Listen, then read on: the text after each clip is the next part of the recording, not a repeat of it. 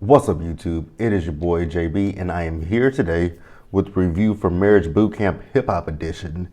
This is season number 15. This is episode number 8, and it's titled Break the Cycle, you guys. So, without further ado, let's go ahead and just jump into this episode review, shall we? All right, you guys. So this episode picked up where the last one left off. You guys remember Corrupt screaming at the top of his lungs that he needs to get out of there. You know, Tony is a danger to him. This woman is crazy. And again, this literally has nothing to do with Tony. This has everything to do with the fact that Corrupt wants to get out of the house, go to a hotel, call his friends up, have them bring over some alcohol, and as Tony said, bring over the homeless bitch. I don't know why she calls that woman a homeless bitch, and I don't know why she called her a rat, but whatever. But yeah, that's really what it is with him. He just wants to go to the hotel so he can get away from the producers, away from the cameras, away from everything, and have a drink of some brown liquor. So they decide to take Corrupt to the hotel for the night. I'm like, wow, y'all really do know what he's doing.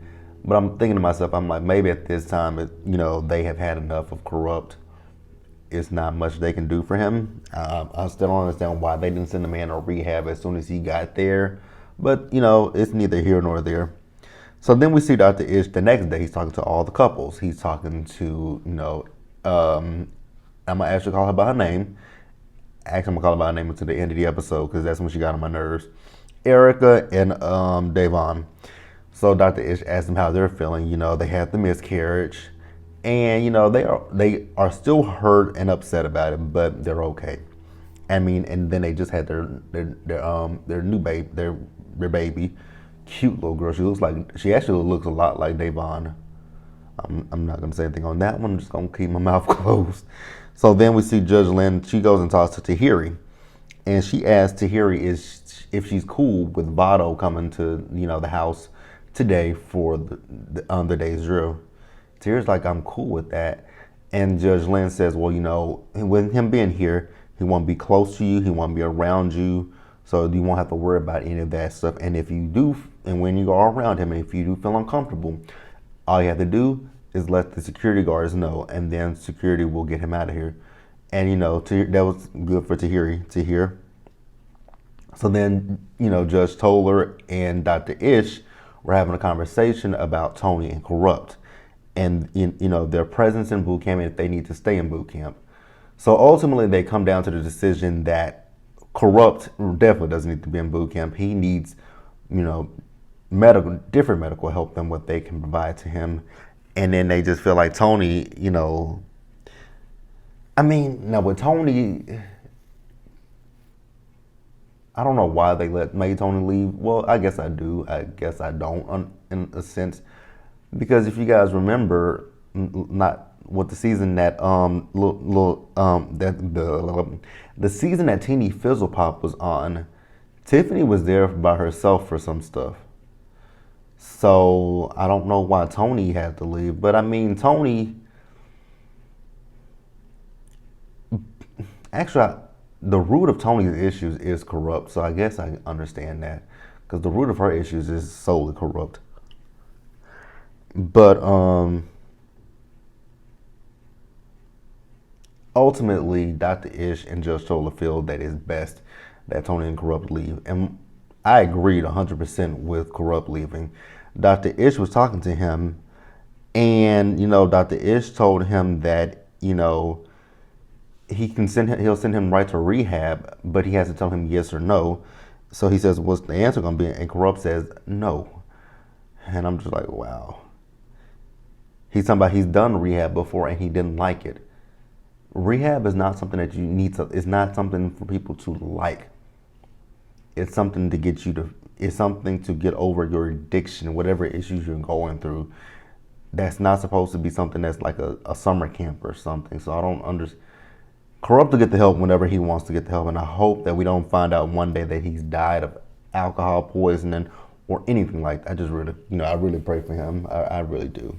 And Dr. Ish, well, not Dr. Ish, but Judge Toll talking to Tony about leaving as well. And oddly enough, Tony felt like she was at peace. I don't know if that means she's at peace with this relationship, should be over, but whatever that means for her. And she's gonna go to Vegas, to see her kids. Yeah, definitely need to go to Vegas to see your kids. But let's move on. All right, you guys. So next, Dr. Ish is talking to Vado. So Vado was back in the house, and Dr. Ish is just asking Vado like, how has things been since he's left the house?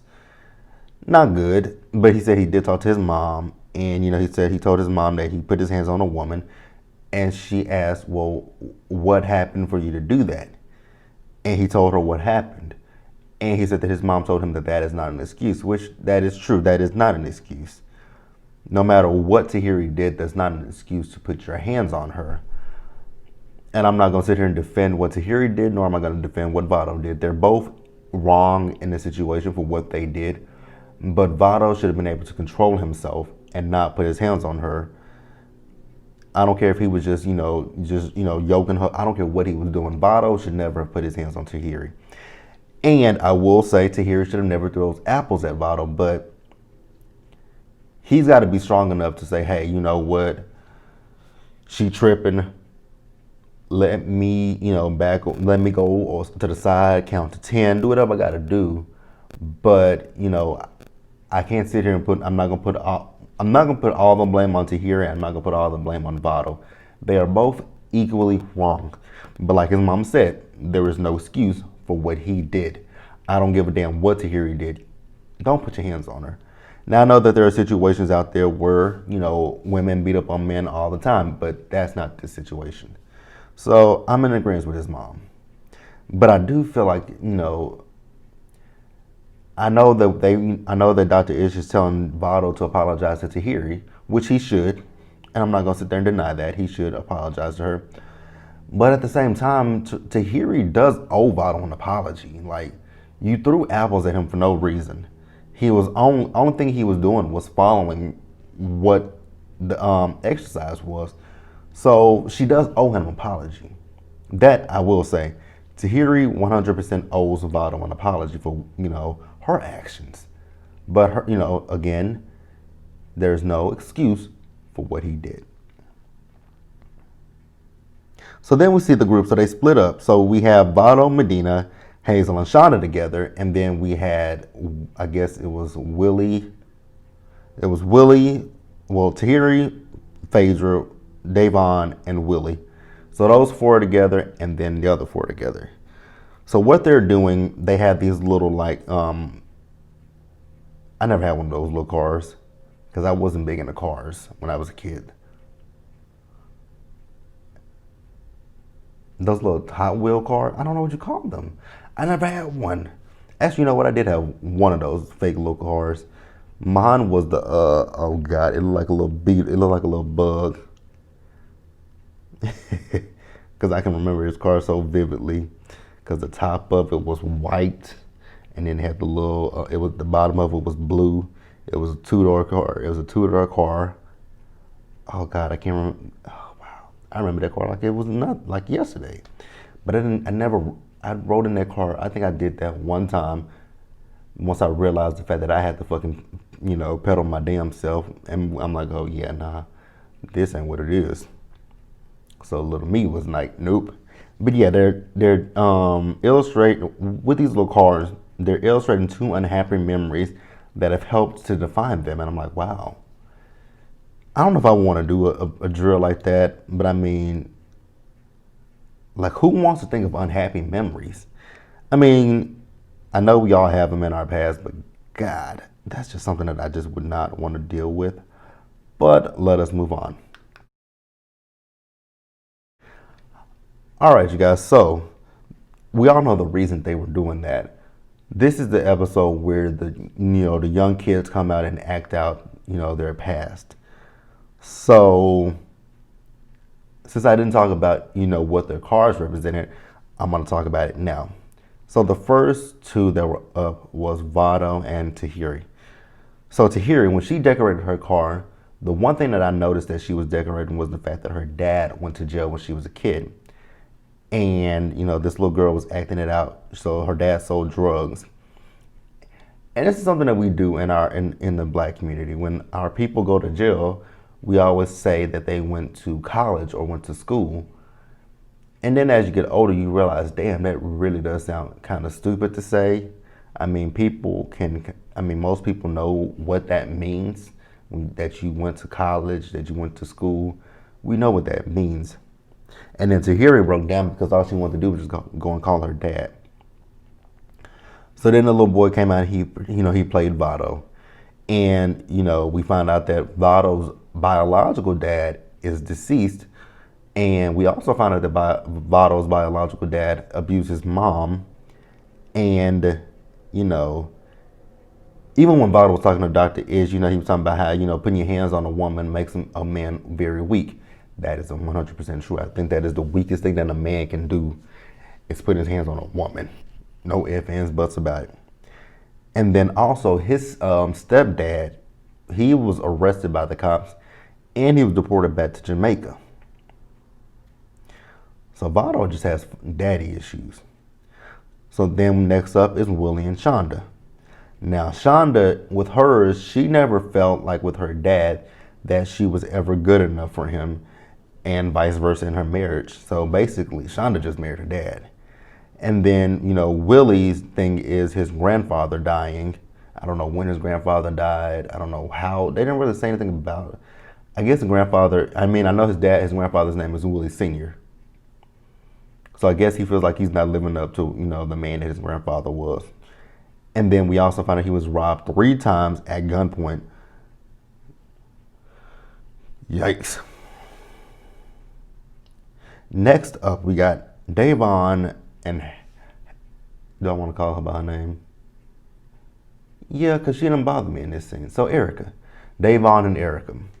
Now Davon, however, did annoy me.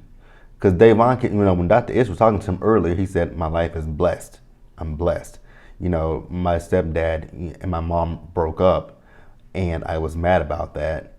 But, so here's the real thing with Davon. Davon is spoiled as fuck. That's all it is with him. He's spoiled. He feels entitled. Those are actually the 2 big things, spoiled and entitled. He feels like if he doesn't get his way, then he got to go Tasmanian devil and start punching holes in the walls and fighting with people, which is not a good thing at all. Like, you're 25, grow out of that stupid ass mentality. Because I'm not gonna even lie to you. I'm spoiled as hell. I was spoiled by my mom and my grandmother.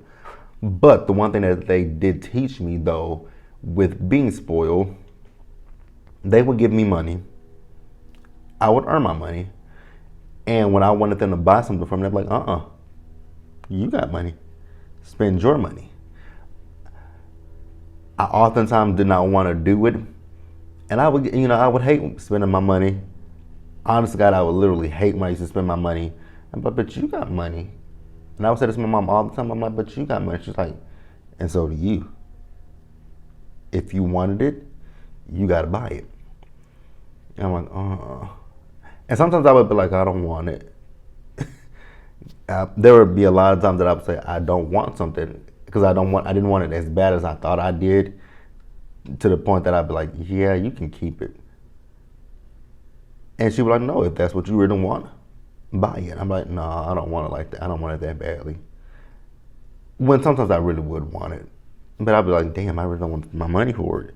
And it just made me, even as an adult, I still do that. Like, there are times that I see things that in the store that I'd be like, damn, I really want that. I want to buy that. Then I look at it and I think about it. I look at the price and I think about it. I'm like, do I really want it? Or it's not even the fact, do I really want it? Do I need it? If I say I don't need it, leave it. Leave it. So that's the issue with him. He's just spoiled and entitled. He feels like he should get his way no matter what. And, we saw Erica's little young persona come out. They were so wrong. I understood why they did what they did with the nose thing, but I was just like, that is dead ass wrong. That gave me vibes when she was on Love and Hip Hop that season when she broke her nose and she was in her green screen with that bandage on her nose the whole for the duration of the season. I'm just like, oh God. But I understood why they did it, because she was talking about the fact that her mom was in an abusive relationship, and she tried to protect her mother, and the man hit her and broke her nose. I'm like, God damn, how many times has her nose been broken? Like, how many times has this woman's nose been broken? And that might be part of the reason why she's done so much work to her face and her body is her nose. Like, I saw before pictures of, you know, her old nose.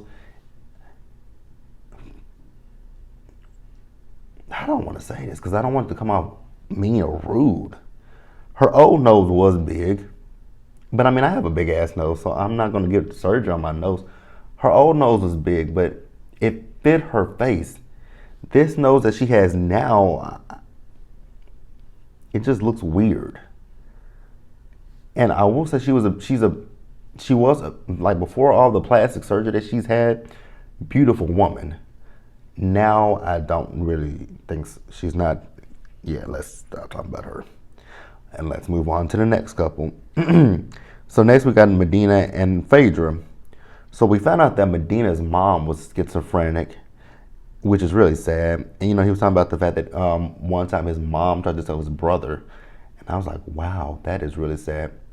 And I love the fact that Dr. Ish told him that, you know, if his mom could have loved him the way that, you know, she probably wanted to, she would have, but it's her illness that's, you know, got in the way. That's really sad, though, to hear that his mom tried to tell his brother. But again, that is the illness talking. And then Phaedra. So Phaedra said that, you know, her grandfather, who was black, could pass for white, and she was walking with him one day in a different city in Georgia, where they're obviously racist. And they asked him who the little nigga child is with her. I'm like, oh wow. But I mean, this is the South, and that is something that is, you know, racism runs rampant in the South, unfortunately. All right, and then to wrap the episode up, Vado gave his apology to Tahiri, which I actually like that apology. Next week is lie detector test. And also, at the end of the episode, Hazel and Davon got into it with one another. Now, the one thing that I will say is I want Hazel to stop saying that he's with her for clout. It's not that he's with you for clout. What it is he's with you for financial security, financial stability. And even that is questionable. I think the reason that he's with her for financial stability is because of who she is. Because she's a reality TV star. And, you know, him dating a reality TV star, he can get his Instagram followers up, his Twitter followers up, and he can get influencing, you know, he can be an influencer. So I think, yeah, not necessarily clout because you have no clout, but financial gain, 100% he's there for financial gain, 100%, but not clout. Definitely not clout. But you guys, that is going to wrap it up for me with Marriage Bootcamp Hip Hop Edition. We got 2 episodes left, and then that'll be it. Oh, wow, we ain't going to get a Marriage Bootcamp for a while, but with this whole coronavirus situation. All right, you guys, be sure to like this video, leave your comments, subscribe to the channel, hit that bell notification button so you guys are aware of when I drop anything else. Also, share this video, and until the next one, you guys, do me a solid favor out there. Stay safe, take care of yourselves, and I'll see you guys later. Peace.